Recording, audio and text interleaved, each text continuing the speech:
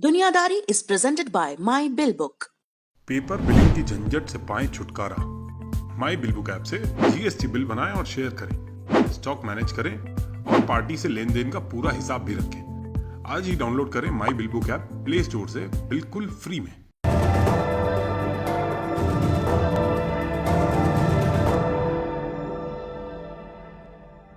पाकिस्तान के जन्मदाता मोहम्मद अली जिन्ना वो संगठित भारत में मुसलमानों को माइनॉरिटी समझे जाने के विरोधी थे, सो उन्होंने मुसलमानों के लिए पाकिस्तान बनाया। लेकिन नियति देखिए, मुसलमानों के लिए बनाए गए इस देश में भी लाखों मुसलमान माइनॉरिटी रह गए। किसी को ज्यादा तो किसी को कम मुसलमान समझा गया, कईयों को तो मुस्लिम माना भी नहीं गया। जिन्ना का बनाया पाकिस्तान असल में केवल सुन्नियों का देश बनकर रह गया। और इसी सुन्नी पाकिस्तान से अभी एक हत्याकांड की खबर आई है। बलूचिस्तान में आतंकवादियों ने कुछ गरीब खदान मजदूरों की हत्या कर दी। ये सभी लोग एक खास सेक्ट के मुसलमान होने के चलते मारे गए, और ये सेक्ट उसी इस्लामिक पंथ को मानता है जिसके अनुयायी जिन्ना थे। ये सेक्ट पिछले कई वर्षों से नरसंहार का शिकार हो रहा है। क्यों मारे जा रहे हैं ये मुस्लिम? क्यों मानवाधिकार रिपोर्ट्स में इन हत्याओं पर विलाप करने वाला पाकिस्तान इनकी हिफाजत नहीं कर पाता? नमस्ते, मेरा नाम सौरभ द्विवेदी है। आज के दुनियादारी में इन्हीं सब सवालों की पड़ताल करेंगे। अपनाइए 12 खास आयुर्वेदिक जड़ी बूटियों से बनी रूप मंत्र आयुर्वेदिक फेस क्रीम। ये कोई कॉस्मेटिक नहीं, आयुर्वेदिक औषधि है। मुस्लिमों में एक कम्युनिटी है हजारा। इनकी पहचान बताने के लिए एक शब्द इस्तेमाल होता है, ओजला। ये शब्द ओ और जला दो शब्दों को मिलाकर बना है। इसका मतलब होता है खुश दिल इंसान। इस कम्युनिटी की शुरुआत को लेकर कई मान्यताएं हैं। कुछ कहते हैं कि हजारा अफगानिस्तान स्थित हजारिस्तान इलाके के मूल निवासी हैं। यहां पहाड़ से 1000 झरने निकलते थे और इन्हीं झरनों के कारण यहां के बाशिंदों को हजारा कहा गया। एक मान्यता यह भी है कि हजाराओं का संबंध मंगोल आक्रमणकारी चंगेज खान से है। उसकी सेना में सैनिकों की एक टुकड़ी में 1000 लोग होते थे। चंगेज खान ने जब अफगानिस्तान पर हमला किया तो उसकी कुछ टुकड़ियां यहीं पर छूट गई। ये लोग अफगानिस्तान की स्थानीय आबादी के साथ हिल मिल गए और इन्हीं के आपसी संबंधों से एक मिक्स्ड रेस बनी जो हजारा कहलाई। कुछ लोग ये भी मानते हैं कि हजारा केवल चंगेज खान के नहीं बल्कि तैमूर लंग के भी वंशज हैं। कुछ इतिहासकार हजाराओं को मंगोल और तुर्कों का मिश्रण मानते हैं। हजाराओं की पैदाइश को लेकर भले अलग अलग मत हों, लेकिन इनकी बसाहट को लेकर इतिहासकारों में एक राय है। माना जाता है कि सेंट्रल अफगानिस्तान में बसा हजारा जात हजारा कम्युनिटी की ओरिजिनल जमीन है। आपने बामियान का नाम सुना होगा, जहां की विश्वविख्यात बौद्ध मूर्तियों को तालिबान ने तोड़ दिया था। यह बामियान प्रांत इसी हजारा जात इलाके में पड़ता है। हजारा जात का यह इलाका अफगानिस्तान के सबसे प्रभावी गुट पश्तूनों की आंख की किरकिरी था। राजनीतिक रूप से ताकतवर पश्तून अक्सर इस इलाके को निशाना बनाते और इसकी वजह पश्तून थे सुन्नी और हजारा ईरान के प्रभाव में आकर शिया बन गए थे। शिया और सुन्नी दोनों ही इस्लाम मानते हैं, लेकिन उनमें पैगंबर के बाद आने वाले इस्लाम के शुरुआती नेतृत्व को लेकर मतभेद है। सुन्नी मानते हैं खिलाफत को, शिया मानते हैं इमामों को। सुन्नी मानते हैं कि पैगंबर के गुजरने के बाद मुसलमानों की लीडरशिप पहले खलीफा अबू बकर को मिली, उसके बाद उमर, उस्मान और अली बने खलीफा। वहीं शिया मानते हैं कि पैगंबर के बाद खलीफा नहीं 12 इमामों को लीडरशिप मिली, जिनमें से पहले इमाम थे अली और 12वें थे मोहम्मद बिन हसन उल मेहदी। इसी बात को लेकर शिया और सुन्नी हमेशा से मतभेद रखते हैं और दोनों अपने वर्जन को इस्लाम का शुद्ध रूप मानते हैं। हजाराओं को सताए जाने की एक बड़ी वजह यही शिया सुन्नी झगड़ा था। इसके अलावा उन्हें टारगेट करने की एक वजह नस्लीय भी थी। अपने मंगोलियन नैन नक्श और अलग जबान के कारण वो बाहरी माने जाते थे। धार्मिक और नस्लीय दोनों आधार पर उनका दमन होता था। उन्हें गुलामों की तरह खरीदा और बेचा जाता, और यही वजह थी कि अफगानिस्तान की हजारा कम्युनिटी में बड़े स्तर पर पलायन हुआ और इन्हीं अफगान हजाराओं का एक बड़ा धड़ा बलूचिस्तान में बस गया। बलूचिस्तान में हजाराओं की आमद तकरीबन 1.5 सदी पुरानी है। उनके इस पलायन का इतिहास जुड़ा है अफगानिस्तान में अब्दुर रहमान खान की हुकूमत से। अब्दुर रहमान 1880 से 1901 तक अफगानिस्तान का शासक या अमीर रहा। इस दौर में उसने शियाओं का खूब कत्ल करवाया। चूंकि हजारा भी शिया थे, इसलिए वे भी इस नरसंहार की चपेट में आए और फिर इससे बचने के लिए सैकड़ों हजारा बलूचिस्तान भाग आए और यहीं बस गए। पलायन का यह सिलसिला आगे भी चलता रहा। कभी इसकी वजह बना अफगान सिविल वॉर, तो कभी तालिबान जैसों के चलते पलायन में तेजी आई। आज की तारीख में बलूचिस्तान की तकरीबन 1.25 करोड़ आबादी में 4 से 5 लाख संख्या हजाराओं की है। क्या बलूचिस्तान में हजारा सुरक्षित हैं? जवाब है नहीं। पाकिस्तान ओवरऑल माइनॉरिटीज के लिए असुरक्षित है, हम सब जानते हैं। हिंदुओं और सिखों का क्या हाल है हमें अक्सर दिखता रहता है, लेकिन जब मुस्लिमों के ही अलग अलग समुदाय दमन के शिकार हैं तो बाकी धर्मों की बात क्या की जाए। पाकिस्तान की अगर हम धार्मिक बनावट की बात करें तो यहां सुन्नियों के बाद सबसे बड़ी संख्या शियाओं की है। आबादी में इनकी 15 से 20% की हिस्सेदारी है। ईरान के बाद सबसे ज्यादा शिया पाकिस्तान में रहते हैं, लेकिन फिर भी शिया सेकंड क्लास सिटीजन माने जाते हैं। और ये कुछ एक वर्षों की स्थिति हो ऐसा नहीं है। 1947 में यानी अपनी शुरुआत के समय से ही पाकिस्तान का ये हाल रहा। मिसाल के लिए जिन्ना की कहानी सुनिए। वो शिया थे, उनकी शिया पहचान को पाकिस्तानी हुकूमत अपने लिए शर्मिंदगी समझती थी और इसकी सबसे बड़ी मिसाल है जिन्ना का अंतिम संस्कार। जिन्ना का 2 दफा अंतिम संस्कार हुआ। एक जो उनकी बहन फातिमा ने शिया तरीके से किया, इसे पाकिस्तानी हुकूमत ने बिल्कुल चुपके से करवाया और बाद में सार्वजनिक प्रोग्राम में सुन्नी रवायतों के मुताबिक दोबारा जिन्ना का अंतिम संस्कार करवाया सरकार ने। इस मिसाल से आप समझ सकते हैं कि स्टेट के तौर पर भी पाकिस्तान ने शुरू से ही सुन्नी इस्लाम को मान्यता दी। बाद के बरसों में शिया समेत बाकी समुदायों से नफरत और बढ़ी और इसका एक बड़ा हाईलाइट आया 1974 में जब संविधान में संशोधन हुआ। इसके तहत पाकिस्तान ने मुसलमानों के एक सेक्ट अहमदिया से मुस्लिम होने की पहचान छीन ली। फिर जिया उल हक के दौर में सांप्रदायिक नफरत और बढ़ी। अगर बलूचिस्तान के हजाराओं की बात करें तो उनके हालात बदतर होने शुरू हुए 9/11 के हमले के बाद। इस हमले के जवाब में अमेरिका ने अफगानिस्तान पर हमला किया। अमेरिका से बचने के लिए तालिबान, अल-कायदा और लश्कर-ए-जंगी जैसे आतंकवादी संगठन पाकिस्तान में पनाह लेने लगे। अफगानिस्तान से सटा बलूचिस्तान इन आतंकवादी संगठनों की गतिविधि का एक बड़ा सेंटर बन गया और ये आतंकवादी हजारा शियाओं को भी निशाना बनाने लगे। अपने खास रूप रंग के चलते हजाराओं को देखकर उनकी पहचान दूर से ही हो जाती थी, इसलिए वो आसानी से शिकार भी बन जाते।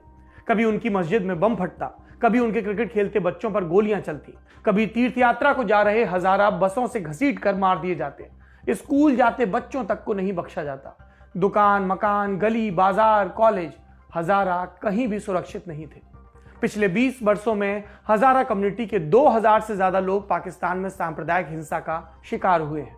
2018 में पाकिस्तान मानवाधिकार आयोग की एक रिपोर्ट आई थी। इसके मुताबिक 2013 से 2017 के बीच अकेले बलूचिस्तान की राजधानी क्वेटा में ही 500 से ज्यादा हजारा मारे गए।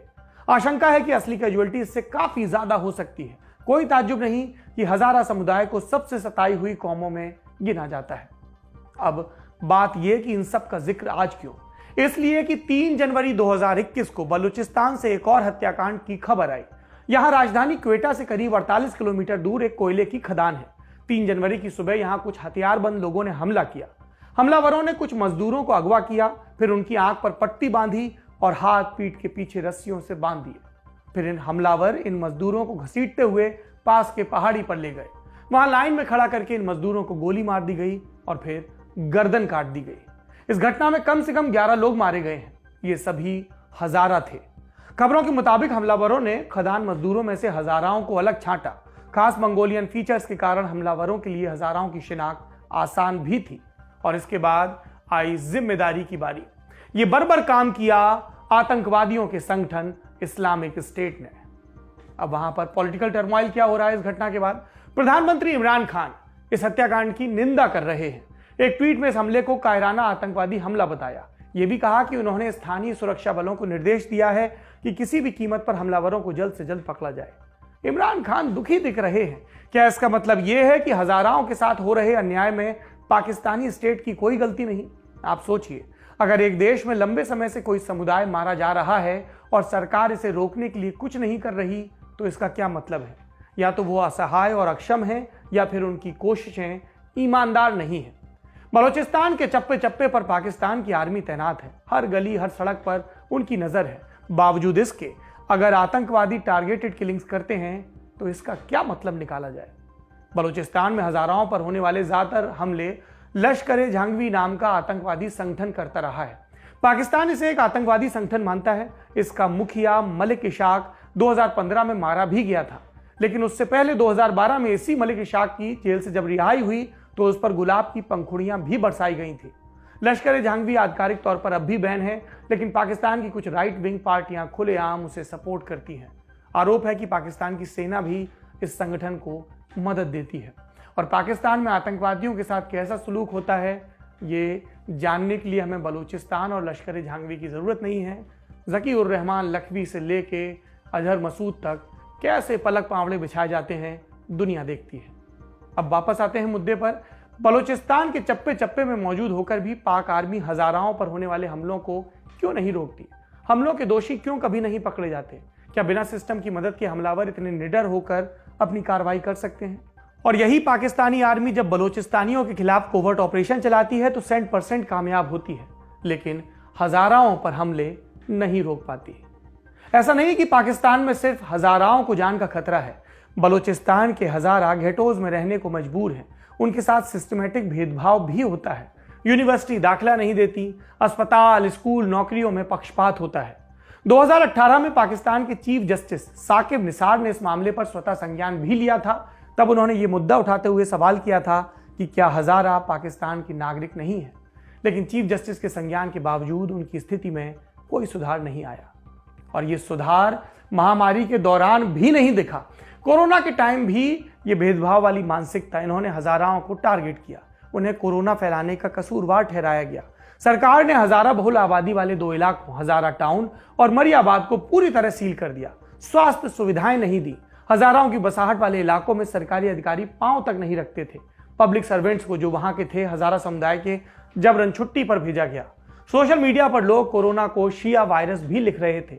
मामला इतना संगीन कि अमेरिका ने इस पर एक बयान जारी किया जिसमें लिखा था कि उसे पहले से ही हाशिए पर रह रहे हजाराओं के साथ बदतर हो गए सलूक की चिंता हो रही है। अफगानिस्तान से जान बचाने को बलूचिस्तान आए हजारा। अब बलूचिस्तान से भागकर कहां जाएं? बलूच इलाकों में रहने वाले हजारा समुदाय के आगे यही सबसे बड़ा सवाल है। कई यही सवाल पूछते पूछते मर भी जाते हैं और कई लोग अवैध ढंग से ऑस्ट्रेलिया जैसे देशों में भागने की कोशिश करते हैं। कोई गहने बेचता है, कोई कर्ज लेता है, कोई जंगल में मीलों चलता है, कोई डोंगियों में बैठकर चुपके से समंदर पार करने की कोशिश करता है। कितने ही हजारा सुरक्षित देशों में शरण की आस लिए मर भी जाते हैं। जो जिंदा बचते हैं वो कभी डिटेंशन सेंटर की तकलीफें भोगते हैं, कभी रिफ्यूजी कैंप में दिन गुजारते हैं। हजारा आज भी अपना प्रॉमिस्ड लैंड खोज रहे हैं। ये था आज का बड़ी खबर सेगमेंट। अब सुर्खियों की बारी। पहली सुर्खी पाकिस्तान से ही है। 30 नवंबर को यहां खैबर पख्तूनख्वा प्रांत में एक उन्मादी भीड़ ने हिंदू मंदिर तोड़ दिया था। प्रधानमंत्री इमरान खान ने मंदिर के पुनर्निर्माण का जिम्मा प्रांतीय सरकार को दिया।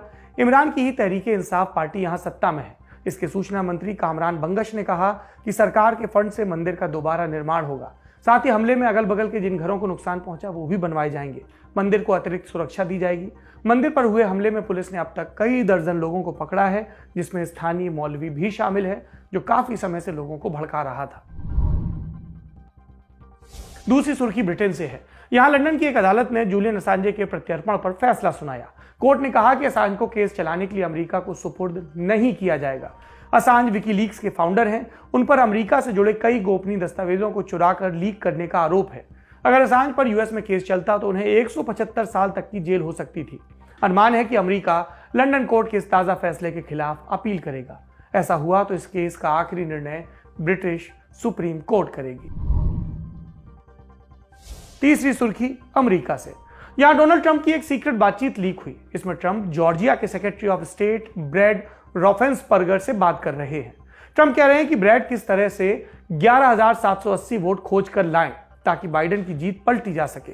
करीब 1 घंटे लंबी चली इस बातचीत का टेप वॉशिंगटन पोस्ट ने लीक किया। इसके आधार पर कहा जा रहा है कि ट्रंप अब भी अधिकारियों पर काउंटिंग में फ्रॉड करने का दबाव बना रहे हैं। आज की दुनियादारी में इतना ही। अपना ध्यान रखिए। शुक्रिया। शुभ रात्रि। कसर रह गई हमारी कोशिशों में, कसक रह गई कि देश जितना बेहतर, जितना महान हो सकता था, हो नहीं पाया।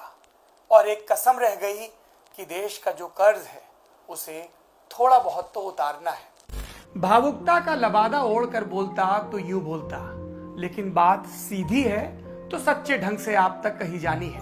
लल्लन टॉप लेकर आया है एक नया प्लेटफॉर्म, तेरा तुझको अर्पण। ये प्लेटफॉर्म उन सब भारतवासियों के लिए है जो भारत से दूर किसी दूसरे देश की जमीन पर है, कभी पढ़ाई के लिए, कभी नौकरी के लिए। ये उन सब भारतवंशियों के लिए भी है जिनकी पहचान का हिस्सा ये महान देश है, लेकिन कुछ कसर और कसक है। तो आइए कसम खाएं कि देश को बेहतर बनाएं। हमें आपसे चाहिए आपके हिस्से का ज्ञान, जो आप लल्लन टॉप के जरिए अपने देशवासियों के साथ साझा करें। ये मस्ती के पल भी हो सकते हैं जब आप कहीं घूमने जाएं और आपको लगे कि सिर्फ मेरे यार दोस्त और परिवार वाले ही क्यों, पूरा देश जाने इन नायाब चीजों के बारे में। ये पॉलिसी से जुड़ा, ज्ञान से जुड़ा कोई मसला हो सकता है। तो आइए और लल्लन टॉप की इस नई पेशकश तेरा तुझको अर्पण का हिस्सा बनिए।